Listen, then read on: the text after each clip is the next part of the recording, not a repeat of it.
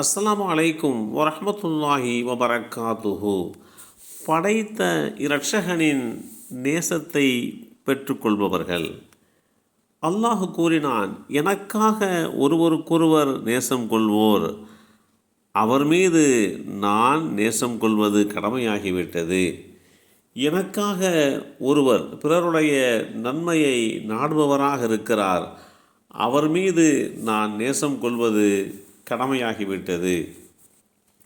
எனக்காக ஒருவர் பிறரை சந்திப்பவராக இருக்கிறார், அப்படிப்பட்டவரை நான் நேசிப்பது என் மீது கடமையாகிவிட்டது. எனக்காக ஒருவருக்கொருவர் செலவு செய்பவர்களை, அப்படி செலவு செய்கின்றார்களே அவரை நேசிப்பது என் மீது கடமையாகிவிட்டது. அவர்கள் ஒளியால் ஆன மேடைகள் மீது அமர்ந்திருப்பார்கள். அவர்களுக்கே சொந்தமான இந்த பதவியை பார்த்து அல்லாஹுடைய தூதர்கள், உண்மையாளர்கள் ரோஷப்படுவார்கள்.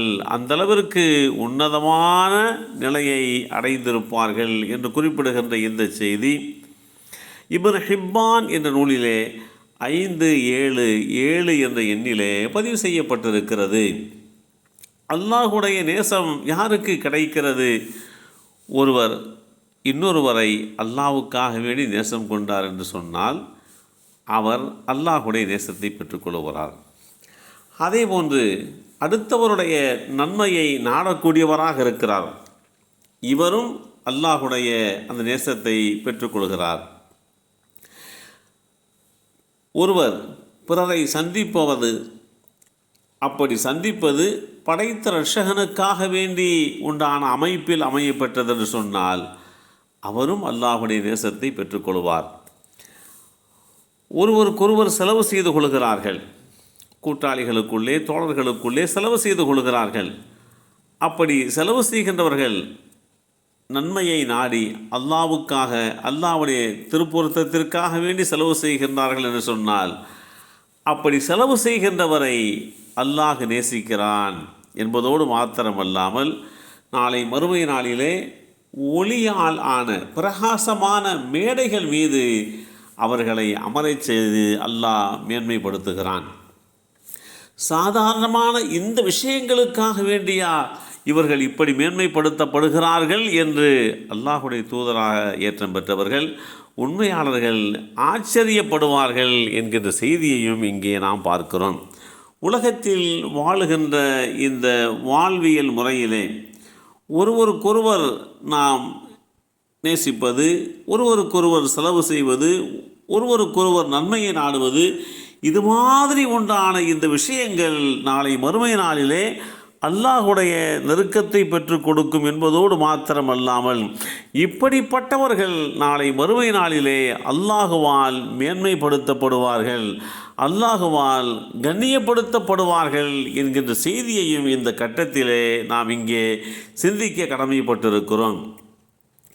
அல்லாஹுடைய தூதர் ஸல்லல்லாஹு அலைஹி வஸல்லம் அவர்கள் கூறினார்கள், ஓர் அடியானுக்கு அல்லாஹ் நலவை நாடினான் என்றால் நேர்வழிக்கு பிறகு அவருக்கு நல்லதொரு சகோதரனை வழங்கி விடுவான். சகோதரனாக இருக்கட்டும், தோழராக இருக்கட்டும், இப்படி வழங்கப்படுகின்ற அவர்தான் தன்னுடைய தோழர் நல்ல விஷயங்களை மறந்துவிட்டால் அதை ஞாபகப்படுத்தக்கூடியவராக இருப்பார். அவருக்கு நினைவுபடுத்தினால் நல்லதை செய்வதற்கு உதவி செய்வார். இப்படிப்பட்ட இந்த சுஹபத்துக்கள், இந்த நெருக்கமான சூழல்கள் எல்லாமே அல்லாஹ்விடத்திலே நன்மையை பெற்றுக் கொடுக்கிறது என்கின்ற செய்தியையும் இஸ்லாம் தெளிவுபடுத்தி காட்டுகிறது.